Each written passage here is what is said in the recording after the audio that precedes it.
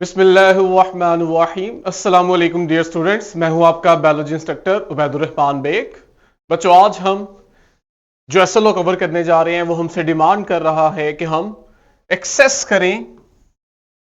करें उन फैक्टर्स को जो इंफ्लुएंस कर सकते हैं, असरअंदाज हो सकते हैं एंजाइम की एक्टिविटी पे। अब सबसे पहले तो एंजाइम एक्टिविटी क्या है, ये हम पिछले लेक्चर्स में पढ़ के आए हैं। एक छोटी सी सिमुलेशन से हम ये सारा कंसेप्ट जो है वो रिवाइज करते हैं एंजाइम एक्टिविटी को, कि हमें एंजाइम की जरूरत क्यों पड़ती है। आपने इस वीडियो को देखना है, सिमुलेशन बेस्ड वीडियो है। ये देखें, स्क्रीन को जूम करें, देख रहे हो एक साइड पे आपके पास बिना एंजाइम के रिएक्शन हो रहा है। सबस्ट्रेट क्या है? स्टार्च। एंजाइम आ रहा है और उसको ब्रेक डाउन कर रहा है। और नीचे ग्राफ देखो, येलो ग्राफ, इसको दोबारा चलाओ। ग्राफ हमें बता रहा है एंजाइम एक्टिविटी को। जो ग्राफ जितना ऊपर आ रहा है वहां पे एंजाइम एक्टिविटी शो हो रही है। और एंजाइम एक्टिविटी क्या है? ज्यादा प्रोडक्ट्स का बनना। और आपके पास वो साइड जहां पे एंजाइम नहीं है, वहां आप देख रहे हो रिएक्शन तो हो रहा है, लेकिन आपके पास रिएक्शन स्लो हो रहा है, प्रोडक्ट कम बन रहे हैं। ये जो एंजाइम ने एक्टिविटी की जिसमें वो सबस्ट्रेट को प्रोडक्ट में कन्वर्ट कर रहा था, क्या फैक्टर्स इस एक्टिविटी पे असरअंदाज होते हैं? स्लाइड पे हम वापस आते हैं और आके इन फैक्टर्स को वन बाय वन हम स्टडी करते हैं। इनमें सबसे इंपॉर्टेंट फैक्टर आपके पास टेंपरेचर आता है। नॉलेज हमने इस एसएलओ से जो लिया है वो factors influencing enzyme activity.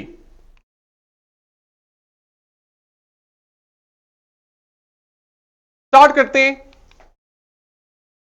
Temperature से। इसके अलावा अगर आप देखो तो पीएच भी है, एंजाइम की कंसंट्रेशन भी है और लास्ट पे सबस्ट्रेट कंसंट्रेशन भी है। ये चारों चीजें आज हम देखेंगे किस तरह एंजाइम की एक्टिविटी पे असरअंदाज हो रही है। टेम्परेचर का इफेक्ट जो है ये बेसिक है, आपको ये समझ आ गया तो आपके लिए बाकी अंडरस्टैंड करना भी इजी है। साइड हमारी बुक की जो इंफॉर्मेशन है उसके मुताबिक अगर हम देखें तो कहता है जब आप टेम्परेचर को कम करते हो एंजाइम एक्टिविटी भी कम हो जाती है। और इसकी वजह भी बताता है। इसकी वजह यह है कि टेम्परेचर कम करने से ना काइनेटिक एनर्जी कम हो जाती है। किसकी? ये मैं अभी बताता हूं। काइनेटिक एनर्जी कम होने से क्या होता है? एंजाइम और सबस्ट्रेट्स इनके दरमियान नंबर ऑफ कोलिजन्स कम हो जाती हैं। यह वजह हमें बता रहा है रिएक्शन कम होने की। अब मैं आपको यह इलैबोरेट करके बताता हूं। असल में कंसेप्ट इसके पीछे यह है कि आपके पास सेल के अंदर एंजाइम है और सबस्ट्रेट है। यहां आपने केमिस्ट्री अप्लाई करनी है। केमिस्ट्री हमें बताती है जब भी आप कहीं पे रिएक्टेंट्स को रिएक्ट करवा के प्रोडक्ट में कन्वर्ट करना चाहते हो तो उसके लिए जरूरी होता है कि इन रिएक्टेंट्स के दरमियान इफेक्टिव कोलिजन हो। मैंने दो टर्मिनोलॉजीज यूज की हैं। नंबर वन, कोलिजन हो। कोलिजन होगी तभी रिएक्टेंट मॉलिक्यूल एक दूसरे के करीब आएंगे, करीब आके रिएक्ट करेंगे और प्रोडक्ट के अंदर कन्वर्ट हो जाएंगे। अब इनकी जो कोलिजन है ये तभी मुमकिन है जब ये रैंडमली मूव कर रहे होते हैं और उस मूवमेंट के दौरान ये एक दूसरे के करीब आके कोलाइड कर जाते हैं। और आपको पता है कि मूवमेंट के साथ जो एनर्जी लिंक्ड होती है उसे आप काइनेटिक एनर्जी बोलते हो। तो आपके पास जितना एंजाइम सबस्ट्रेट्स की काइनेटिक एनर्जी ज्यादा होगी उतना इनके एक दूसरे के करीब आके कोलाइड करने के चांसेस ज्यादा होंगे। जितना ये एंजाइम और सबस्ट्रेट आपस में कोलाइड करेंगे उतना ज्यादा ये प्रोडक्ट में कन्वर्ट होंगे। एंजाइम सबस्ट्रेट को प्रोडक्ट में कन्वर्ट करेगा। अब हमारे पास जो काइनेटिक एनर्जी है ये सबस्ट्रेट और एंजाइम्स को मूव करती है, लेकिन केमिस्ट्री हमें बताती है कि ये जो सबस्ट्रेट एंजाइम की कोलिजन है या नॉन लिविंग एनवायरनमेंट में रिएक्टेंट मॉलिक्यूल्स की कोलिजन होती है, ये कोलिजन इसकी नतीजे में सबस्ट्रेट प्रोडक्ट के अंदर तभी कन्वर्ट होता है जब ये कोलिजन इफेक्टिव होती है। इफेक्टिव कोलिजन से मुराद है कि वो जो रिएक्टेंट मॉलिक्यूल्स रिएक्ट करने लगे हैं इनकी ओरिएंटेशन, इनकी डायरेक्शन भी ठीक होनी चाहिए। अगर ये सही डायरेक्शन में कोलाइड करेंगे तभी ये प्रोडक्ट में कन्वर्ट होंगे। तो इसीलिए हम वर्ड यूज करते हैं कोलिजन हो लेकिन इफेक्टिव हो। तो सबस्ट्रेट और एंजाइम जब तक इफेक्टिव कोलिजन नहीं करते तब तक एंजाइम उस सबस्ट्रेट को प्रोडक्ट में कन्वर्ट नहीं कर पाता और इस कोलिजन के नतीजे में जो प्रोडक्ट बन रहा है ये तभी मुमकिन है जब एंजाइम सबस्ट्रेट काइनेटिक एनर्जी की वजह से मूव करते हैं। अब आप खुद देखो, जब आप सेल की काइनेटिक एनर्जी कम कर रहे हो तो इसका मतलब है आप रिएक्टेंट, सबस्ट्रेट्स और एंजाइम की मूवमेंट को स्लो डाउन कर रहे हो। जब टेम्परेचर कम होने से काइनेटिक एनर्जी कम होगी तो इनकी कोलिजन के चांसेस कम होंगे, इनकी कोलिजन के चांसेस कम होने से सबस्ट्रेट के प्रोडक्ट के अंदर कन्वर्ट होने के चांसेस कम होंगे। आई होप आपको यह बात समझ आ गई है। इसको रिवर्स कर दो, अब जैसे ही आप टेम्परेचर बढ़ा रहे हो, हीट दे रहे हो, क्या होगा?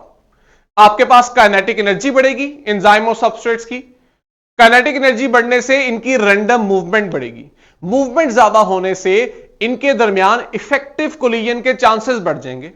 जितना इनमें कोलिजन के चांसेस बढ़ेंगे उतना ही ज्यादा आप देखोगे कि एंजाइम सबस्ट्रेट मॉलिक्यूल्स को प्रोडक्ट के अंदर कन्वर्ट करेंगे। यही वजह है कि जब आप नॉन लिविंग एनवायरनमेंट में किसी सिस्टम को हीट देते हो या लिविंग एनवायरनमेंट में सेल का टेम्परेचर बढ़ाते हो तो दोनों सूरतों में काइनेटिक एनर्जी इंक्रीज होने की वजह से रिएक्टेंट्स या सबस्ट्रेट ज्यादा प्रोडक्ट बनाते हैं। यही आपको इस डायग्राम में भी दिखाया गया। यहां पे आपके पास जो एरोज हैं ये आपको शो कर रहे हैं काइनेटिक एनर्जी को। एक साइड पे हमने टेम्परेचर कम रखा है तो वहां पे आप देखो एरो का साइज भी हमने कम दिखाया है, जिसका मतलब यह है इनकी काइनेटिक एनर्जी कम है। दूसरी साइड पे हमने टेम्परेचर ज्यादा रखा और उसकी जो काइनेटिक एनर्जी में इंक्रीज आया उसे हमने बड़े एरो से शो करवाया। इधर क्या हुआ कि आपके पास हमारे पास रेट ऑफ रिएक्शन ज्यादा हो गया और इस साइड पे जहां हमने टेम्परेचर कम रखा था वहां हम देखते हैं कि रेट ऑफ रिएक्शन कम हो जाता है। ये सारी बात आपकी अब बुक में जो मैंने डिस्क्राइब किया वो लिखी हुई है। हमने टेम्परेचर बढ़ाया, काइनेटिक एनर्जी इंक्रीज की, काइनेटिक एनर्जी इंक्रीज की, कोलिजन ज्यादा होगी, कोलिजन ज्यादा हो गई तो रेट ऑफ रिएक्शन बढ़ गया, मतलब प्रोडक्ट बढ़ गया।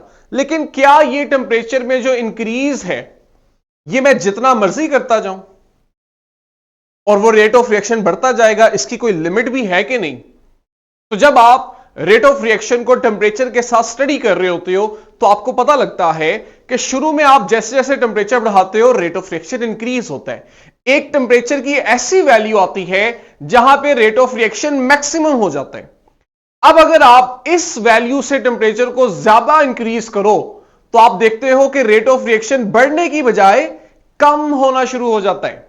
तो इसका मतलब यह हुआ कि आपके पास जो टेम्परेचर का इफेक्ट आ रहा है रेट ऑफ रिएक्शन पे और आप टेम्परेचर बढ़ा के रेट ऑफ रिएक्शन बढ़ा रहे हो, इसकी एक लिमिट है।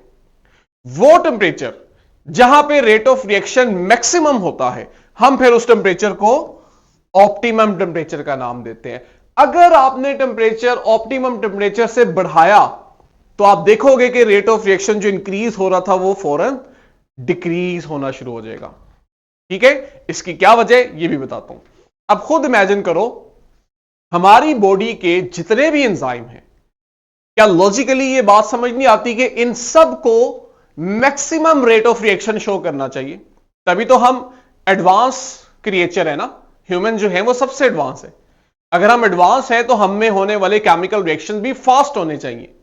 वो तभी फास्ट होंगे जब आपकी बॉडी के तमाम एंजाइम ऑप्टिमम टेम्परेचर पे काम करें। अब आप कैसे इस चीज को अंदाजा लगा सकते हो कि हमारी बॉडी का जो एंजाइम्स है इनका ऑप्टिमम टेम्परेचर क्या है? उसका सिंपल आप आइडिया ले सकते हो आपके बॉडी टेम्परेचर से। जो आपकी बॉडी का टेम्परेचर है, अल्लाह ताला ने यह निजाम ही ऐसा रखा है कि वही आपकी बॉडी के तमाम एंजाइम्स का ऑप्टिमम टेम्परेचर है। तो हमारी बॉडी का जो टेम्परेचर है हमें मालूम है ये 37 डिग्री के राउंड अबाउट होते हैं। तो इसका मतलब यह हुआ कि एक ह्यूमन बॉडी के जितने एंजाइम हैं उनका ऑप्टिमम टेम्परेचर भी आपकी बॉडी टेम्परेचर वाला ही है।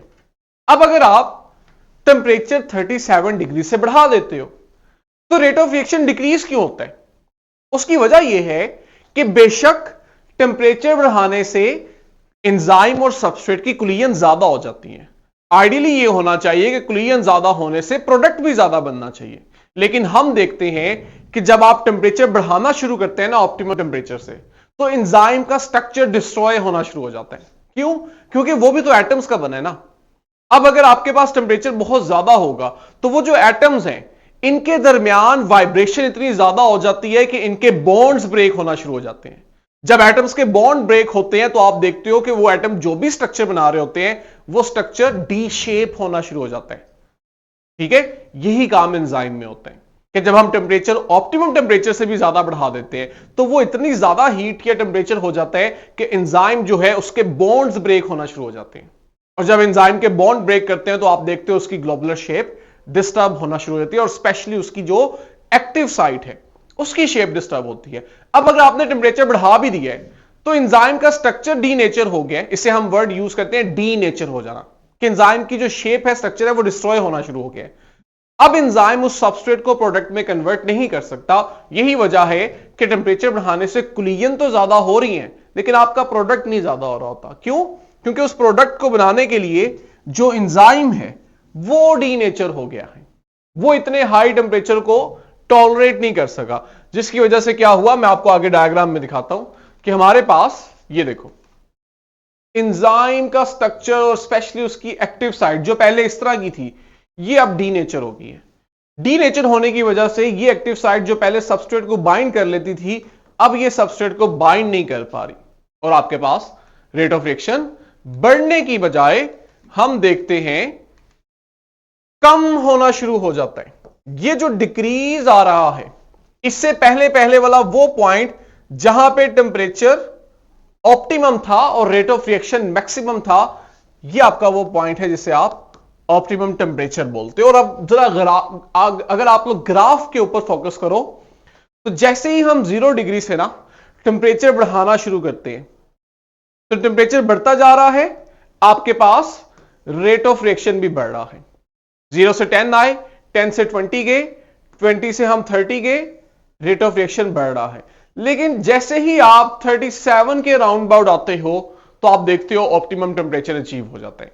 इसके बाद अगर हमने इस पॉइंट से मजीद आगे टेम्परेचर बढ़ाया तो रेट ऑफ रिएक्शन ड्रॉप कर गया और एक टेम्परेचर पे आके वो बिल्कुल सिफर हो गया। क्यों?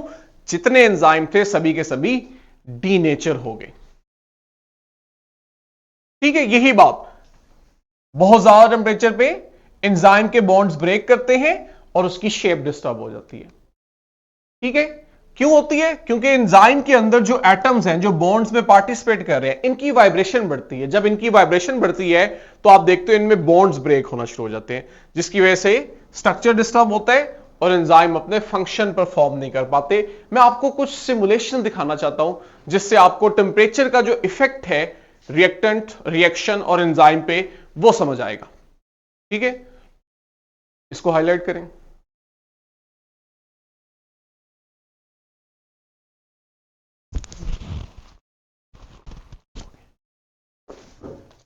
अब ये हमने एक नॉन लिविंग सिस्टम लिया है। ठीक है, हम एक नॉन लिविंग सिस्टम में ना टेम्परेचर के इफेक्ट को देखने वाले हैं।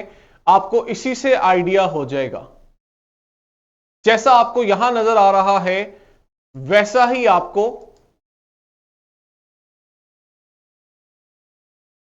लिविंग सिस्टम में भी होता नजर आता है। हम इसको दोबारा ब्राउज करते हैं। ठीक है, ये आपका बेसिक केमिस्ट्री का कंसेप्ट है। सिस्टम का टेम्परेचर बढ़ाया, हीट बढ़ाई, कुलियन चांसेस ज्यादा हुए, रेट ऑफ रिएक्शन ज्यादा हो गया। अब ये देखो, ये आपने खुद भी फेट पे जाके इस सिमुलेशन को प्ले करना है। रिएक्शन रेट के नाम से है जी ये सिमुलेशन। हम क्या करने लगे, ये देखो नीचे आपने एरो को देखना है। ये येलो वाला हमारा एक रिएक्टेंट है। ये देखो मैंने इसे पंप किया, मैं 5 4 चलो मैंने रख लिए।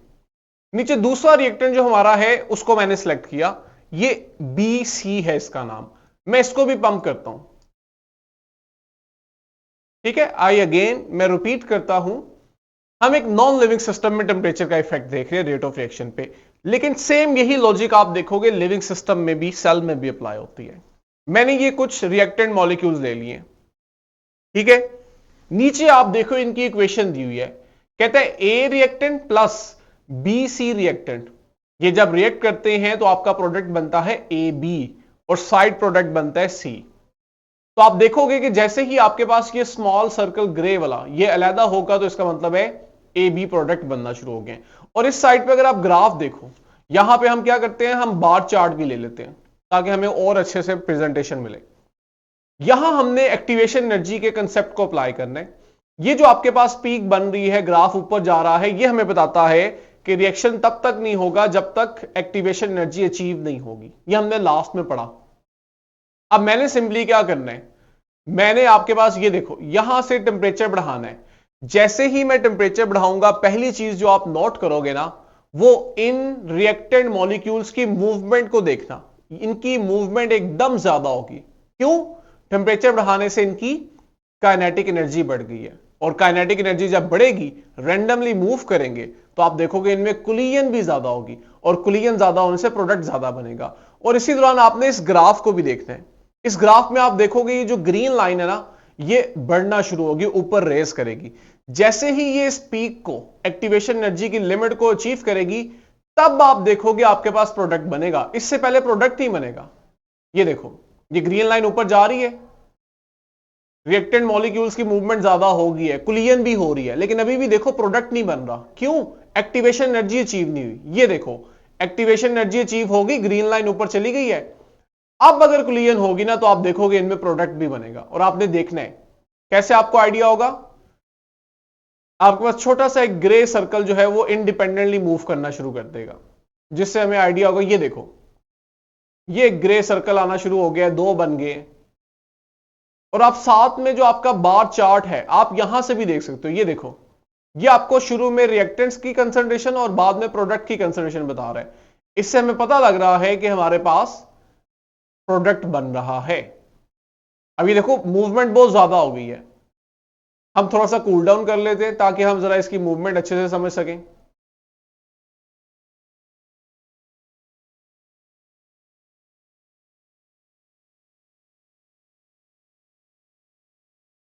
ठीक है, इस वक्त यहां पे रिएक्टेंट्स भी मौजूद हैं और प्रोडक्ट्स भी मौजूद हैं। और अगर मैं इसको यहां पॉज करवाऊं,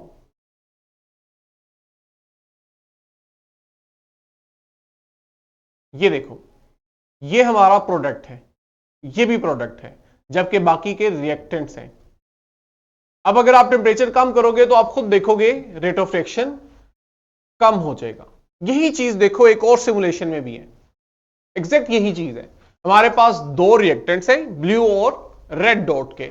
मैंने टेम्परेचर रखा हुआ है हाई। ये देखो, यहां से मैंने टेम्परेचर हाई कर दिया। इनकी कंसंट्रेशन को मैं नहीं छेड़ रहा, ये ऑलरेडी ज्यादा है। मैंने सिंपली प्ले करना है। जब मैं प्ले करूंगा तो आप देखोगे हाई टेम्परेचर पे कुलियन ज्यादा होने से इनमें प्रोडक्ट बनेगा, और प्रोडक्ट यहां पे ग्रीन कलर का शो होगा। ये देखो, जब जब ब्लू और रेड डॉट आपस में सही से कोलाइड करेंगे, ये ग्रीन डॉट में कन्वर्ट हो रहे हैं, जो कि सिंपली बता रहा है कि टेम्परेचर जब बढ़ाते हैं तो आपके पास इफेक्टिव कुलियन के नतीजे में रेट ऑफ रिएक्शन बढ़ना शुरू हो जाता है। यही चीज यहां भी देखो, एक और सिमुलेशन से अंडरस्टैंड करते हैं। ये ले जी, ये हमारी स्टडी के साथ बहुत इजीली रिलेट कर रहा है। एक तरफ हमने टेम्परेचर लिया हुआ है और दूसरी तरफ रेट ऑफ रिएक्शन है, और हमने ग्राफ भी ड्रॉ कर दिया कि भाई इसका ऑप्टिमम टेम्परेचर यहां कहीं होगा। ये हमारा एंजाइम है, और एंजाइम का सबस्ट्रेट है डीएनए। इस एंजाइम ने डीएनए को कट करना है। तो आप देखो, आप लोग, मैं जैसे जैसे नीचे ये देखो, ये टेम्परेचर वैल्यूज दी हुई है 5, 20, 35, 50। मैं जैसे जैसे टेम्परेचर बढ़ाऊंगा, आप देखोगे ये एंजाइम अपना काम करेगा, यानी डीएनए को कट करेगा, और ऑप्टिमम टेम्परेचर पे इसकी एक्टिविटी मैक्सिमम। ये देखो, टेम्परेचर बढ़ाने से इसने अपना रिएक्शन करवाया, और इस रिएक्शन में ये कर रहा है कि डीएनए को कट कर रहे हैं। मैं टेम्परेचर बढ़ाता जाऊंगा, इसकी एक्टिविटी बढ़ती जाएगी, और ये अपना एक्शन परफॉर्म करेगा, यानी डीएनए को कट करेगा। और आप देखोगे कि ये इसका है ऑप्टिमम पीएच। ये ले जी, 37 डिग्री पे इसका ऑप्टिमम टेम्परेचर अचीव हुआ, और आप देखोगे कि ये अपना एक्शन परफॉर्म कर रहा है। लेकिन मैं जैसे ही यहां से टेम्परेचर मजीद इंक्रीज करूंगा, आपने इस एंजाइम की शेप को ऑब्जर्व करना है। देखना किस तरह से ये ग्लोबुलर शेप जो है डी शेप होगी। ये देखो, मैं टेम्परेचर बढ़ा रहा हूं, एंजाइम की एक्टिविटी स्लो होते होते स्टॉप हो जाएगी। क्यों? क्योंकि आप देखोगे, ये देखो, इसके दरमियान जो बॉन्ड्स हैं एटम्स के, वो टूटना शुरू हो गए, जिसने एंजाइम को डीनेचर कर दिया है। अब ये एंजाइम फंक्शनल नहीं रहा। ठीक है, इसी से रिलेटेड हमारे पास एक पीएच की भी है, उसको भी अभी पढ़ लेते हैं एक ही साथ, फिर हम पीएच के इफेक्ट को भी पढ़ते हैं। यही काम पीएच के साथ होता है। ये लें, ये आपके पास पीएच का ग्राफ है। नीचे हम पीएच की वैल्यू को बढ़ाएंगे और आप देखोगे कि जैसे जैसे पीएच की वैल्यू बढ़ेगी, ये देखो पीएच कम है तो इसकी शेप देखो, जैसे ही इसकी पीएच रेंज नॉर्मल होगी तो आप देखोगे ये अपनी प्रॉपर शेप में आ जाएगा। ये देखो इसकी शेप बेहतर हो रही है। तो हमें इससे पता लगा कि अगर पीएच नॉर्मल रेंज में ना हो तो एंजाइम डी शेप हो जाता है। अब जैसे ही मैंने पीएच बढ़ाई, ये अपनी नॉर्मल शेप में आया और अपनी ऑप्टिमम पीएच पे इसने एक्शन परफॉर्म कर दिया, यानी डीएनए को कट करना शुरू कर दिया। लेकिन जब मैं ऑप्टिमम टेम्परेचर से पीएच दोबारा बढ़ाऊंगा तो अभी आप देखना ये काम तो कर रहे, लेकिन आहिस्ता आहिस्ता इसने अब डीनेचर होना है। ये लें जी, ये डीनेचर होना शुरू हो गया। अब ये अपना काम स्टॉप कर देगा। ठीक है, तो दोनों रेंज पे पीएच बहुत ज्यादा हो गई है, पीएच बहुत कम हो गई है। दोनों सूरतों में एंजाइम जो है वो अपना स्ट्रक्चर मेंटेन नहीं कर पाया, जिस वजह से हमने देखा उसका रेट ऑफ रिएक्शन, एक्टिविटी कम हो गई। यही चीज हम अब स्लाइड से भी देखते हैं। बेसिक कंसेप्ट आपको टेम्परेचर वाला समझ आ गया है, बाकी सारा सिंपल है। पीएच जो है हम सब केमिस्ट्री में पढ़ चुके हैं कि पीएच आपको क्या बताती है, किसी भी सॉल्यूशन की एसिडिटी और एल्कलिनिटी बताती है, यानी वो कितना एसिडिक है, कितना वो बेसिक है, अल्कलाइन है। ये आपको पीएच से पता लगता है और यही पीएच एंजाइम को फंक्शनल करने में बड़ा रोल प्ले करती है। ये आपके पास एक रैंडम ग्राफ बना हुआ है। अगर आप इस ग्राफ को इंटरप्रेट करो तो आपको मालूम होगा कि ये पॉइंट जहां पे इस एंजाइम की एक्टिविटी ज्यादा होगी है, ये असल में उसकी ऑप्टिमम पीएच वैल्यू है, जिसे आप एक्स एक्सिस पे फाइंड आउट कर सकते हो। ठीक है, अभी हम डिफरेंट एंजाइम्स की एग्जांपल देखेंगे तो हमें इस ग्राफ की मदद से हेल्प भी मिलेगी। अब हर एंजाइम किसी एक ऑप्टिमम पीएच पे मैक्सिमम एक्टिविटी शो करता है, बिल्कुल वैसे ही जैसे हमने ऑप्टिमम टेम्परेचर का कंसेप्ट पढ़ा, ऐसे ही एक ऑप्टिमम पीएच वैल्यू भी है। इस पीएच वैल्यू पे एंजाइम की एक्टिविटी ज्यादा है। अगर आप पीएच कम कर रहे हो या ज्यादा कर रहे हो, दोनों सूरतों में आप देखो एंजाइम की एक्टिविटी डिक्रीज कर रही है।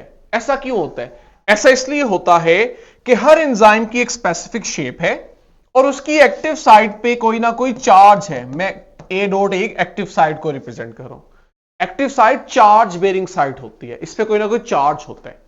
अब होता यह है कि जैसे ही आप पीएच को चेंज करते हो ना, तो एंजाइम की एक्टिव साइट के चार्जेस में भी चेंज आता है और उस वजह से आप देखते हो इसकी शेप में भी चेंज आता है। चार्जेस में चेंज क्यों आता है? क्योंकि पीएच जो है वो असल में आपको एसिडिटी के बारे में बता रही है या उसकी बेसिक नेचर के बारे में। अगर आप पीएच कम ज्यादा कर रहे हो तो आप असल में आसान अल्फाज में हाइड्रोजन आयंस की कंसंट्रेशन को कम ज्यादा कर रहे होते हो। तो जब इन आयंस की कंसंट्रेशन कम ज्यादा होती है तो ये आयंस जो है ये एक्टिव साइट पे मौजूद चार्ज के साथ रिएक्ट करते हैं, जिसकी वजह से एक्टिव साइट का चार्ज चेंज होता है, डिस्टर्ब होता है और उसकी शेप भी डिस्टर्ब होती है। हां, अगर आपके पास ये पीएच ऑप्टिमम है तो इस पॉइंट पे आप देखते हो कि एक्टिव साइट, उसका चार्ज और शेप वो नॉर्मल रहते हैं और एंजाइम अपना काम मैक्सिमम कर रहा होता है। लेकिन हम जैसे ही डिविएट करते हैं तो एक्टिविटी डिक्रीज हो जाती है। हमारे पास दो एग्जांपल हैं, एक है पेप्सिन की। पेप्सिन का जब हम ग्राफ देखते हैं तो आप जीरो से जैसे ही पीएच बढ़ाते हो तो पीएच बढ़ती है। 2 पीएच पे आप देखते हो इसकी एक्टिविटी सबसे ज्यादा हो जाती है। उसके बाद अगर आप पीएच बढ़ाओ तो आप देखोगे कि इसकी एक्टिविटी कम हो रही है। तो इससे हम अंदाजा लगाते हैं कि पेप्सिन जो है उसकी ऑप्टिमम पीएच 2 है। ये स्टमक के अंदर एसिडिक एनवायरनमेंट में काम करता है। इसके बरक्स अगर आप स्लाइवरी माइलेज को देखो, जो स्लाइवा रिलीज करता है, इसकी मैक्सिमम पीएच हमें मिलती है 6.8 पे। ये इस वैल्यू पे मैक्सिमम एक्टिविटी शो करता है। इससे कम या ज्यादा कर दोगे तो इसकी एक्टिविटी ड्रॉप हो जाएगी। ठीक है, कहते हैं आपके पास अगर आप पीएच की वैल्यू ऑप्टिमल पीएच से कम या ज्यादा करो तो एक्टिविटी कम, लेकिन अगर आप पीएच वैल्यू को एक्सट्रीम लेवल पे लाके चेंज कर दो, थोड़ा नहीं बहुत ज्यादा चेंज कर दो, तो क्या होगा?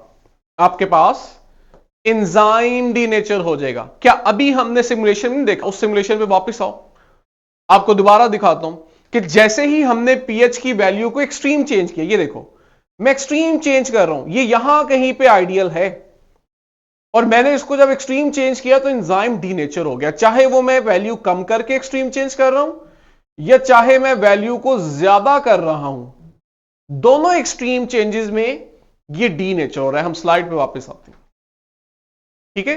तो एंजाइम जो है इसको एक स्पेसिफिक एनवायरनमेंट चाहिए सेल के अंदर, तभी ये अपनी मैक्सिमम एक्टिविटी शो करता है। और यहां भी यही होता है कि जैसे टेम्परेचर के केस में इसकी एक्टिव साइट और शेप डिस्टर्ब हो रही थी, पीएच के चेंज में भी ऐसा ही होता है। लास्ट में हमारे दो बड़े इंपॉर्टेंट और बड़े सिंपल फैक्टर्स हैं, एंजाइम कंसंट्रेशन और सबस्ट्रेट कंसंट्रेशन। एंजाइम कंसंट्रेशन जो है इसको हम अंडरस्टैंड करते हैं। अगर आपके पास बहुत ज्यादा सबस्ट्रेट हो, ठीक है, हमने कंडीशन लगा ली है, हमारे पास सबस्ट्रेट कंसंट्रेशन बहुत ज्यादा है, एंजाइम अभी शुरू में कम है, ठीक है, एंजाइम कम है। अब अगर मैं एंजाइम बढ़ाऊंगा तो रेट ऑफ रिएक्शन को कम होना चाहिए या ज्यादा? सिंपल सी बात है कि एंजाइम बढ़ाने का मतलब आप नंबर ऑफ एक्टिव साइट बढ़ा रहे हो।